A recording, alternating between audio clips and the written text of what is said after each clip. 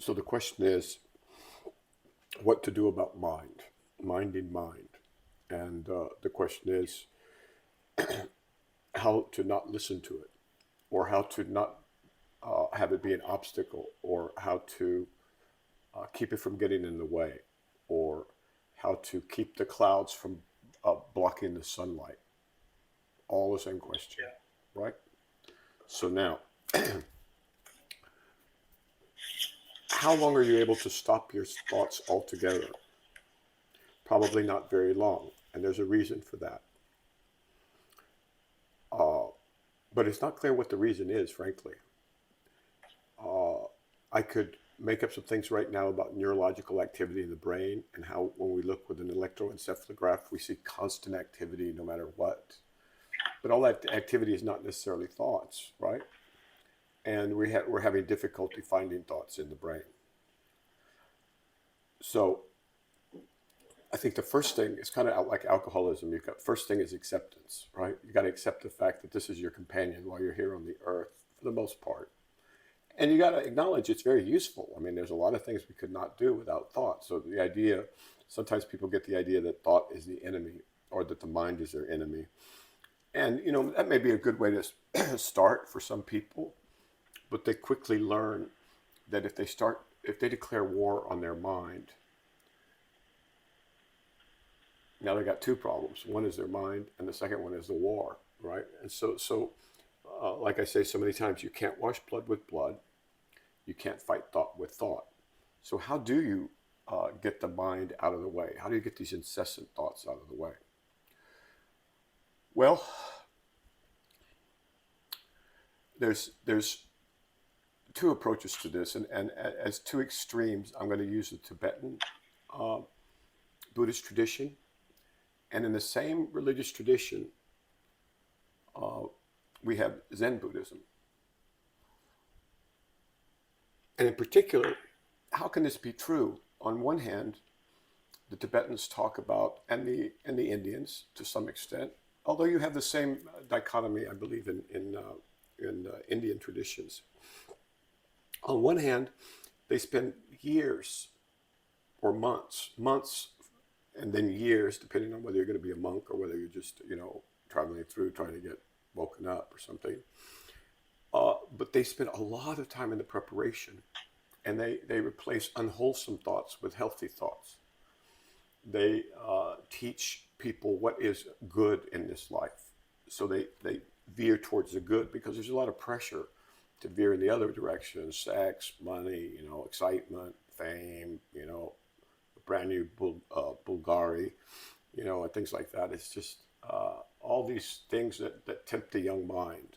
When you're older, you're not tempted because you know better, right? But when you're young, and that's fine.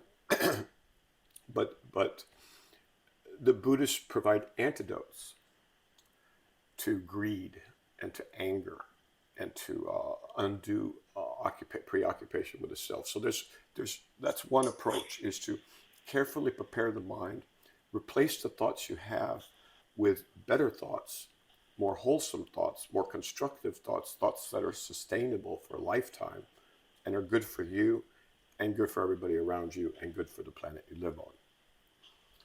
So that's on one extreme. On the other extreme, you have people like the Zen masters, let's say in the 7th century China, and then also in Japan. And these guys were saying, no, no, no, none of that, nothing. No, no, no Buddha, no scripture, no precepts, no moral, no, none of that. Just go straight for the truth. Just go straight for your own birthright, the thing that you already have with you, which is your Buddha nature, or your deepest consciousness, or the consciousness of Jesus, the consciousness of it's all the same. There's only one mind. There's only one God. There's only one truth. There's only one reality. Now, that very, very direct approach, stripped of all extras, is good for a few things. I mean, one thing, it makes it uh, less likely to attract the curious, because once they've seen you meditating there for a couple of hours, they lose interest and they move on. but also the direct technique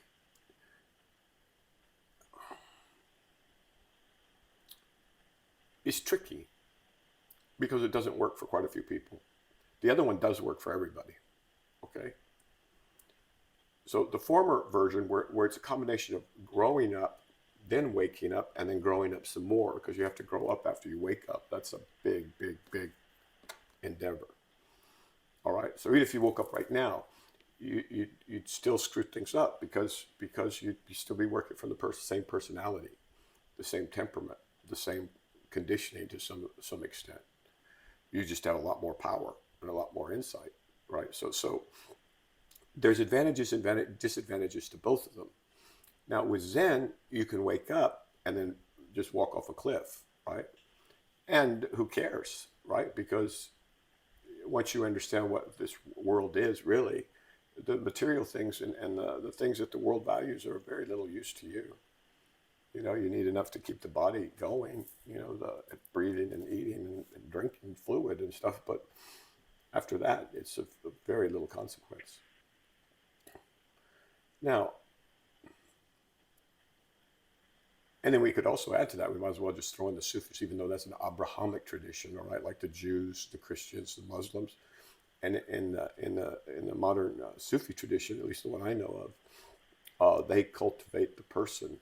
It's absolutely essential that you warn them against things that are going to hurt them, and you prepare for them for things that are going to tempt them, and you protect them for things that could, you know, be potentially damaging or whatever. So there's two very different approaches. In the Zen approach, they're presuming by the time, I mean, I could tell you that you just don't take people along off the street and get Zen awakening, right? It takes work. And these students are selected, right? They're selected for being intelligent. They're selected for being rational, logical. They're selected for being, you know, overall well-rounded human beings, I suppose. But it's not necessary. People wake up that are horrible people.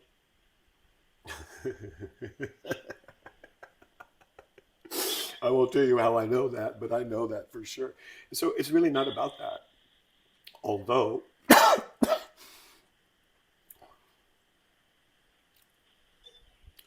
more attention needs to be paid for the making sure that people are mature, they're balanced, they understand, you know, the difference between their body and their spirit, and they understand very carefully their motivations and so on and so forth. Because you can hurt yourself and you can hurt other people. So the first thing I have to ask you, the first thing for the next question would be how not to listen to mind. Well, of those two approaches, which one? But you need to also understand that in the Buddhist tradition, Zen is at the very, very tip of a large iceberg, right? And it's got many, many peaks to it. And so underneath that, there's all kinds of other Hinayana traditions, you know, regular Buddhist traditions, church Buddhism, which is the vast majority of people are at church doing Namo Amitabha, Namo Amitabha. So it's very difficult to generalize. But how not to listen to mind? Let me give you another direction altogether, which is you can fill the mind with something else. And this is the one that many people take to. So one thing you can do is count your breaths. They've been doing that in India for 3,000 years. Follow the breath. That's all you need to do. Nothing else. Very simple instructions. Just follow the breath all the time. And you do that all the time. It gets to be a habit. It gets cultivated, and all of a sudden your mind is full of breaths and the numbers, which go to 1 to 10 and back. And there's not room for the other thoughts. Or another very, very powerful technique is called sutra. And in this, you read a sutra. A sutra is like a combination of a poem and a scripture and a teaching modality and a hypnotic and trance-inducing thing. It's a really powerful technique. I highly recommend it, and that can be mala. I mean, that could be a mantra, but you know, the yield at your stage for the mantra is not that great. But then if you read the actual sutras, and I'm sure there's gorgeous sutras in Sanskrit, but I only know, you know, the ones in translation. You read those because your mind is thinking about something else. It's full of something else. You're free from your thoughts. And finally, and we'll stop with this because we'll move on. But you can listen to a great book, like a Dharma book, especially. And if the speaker is of high enough a realization, he himself or she herself will actually elevate your consciousness and fill your mind with the words that they're saying while you're listening to their book, and free you from being tortured by your own mind again, like all humans on this planet are.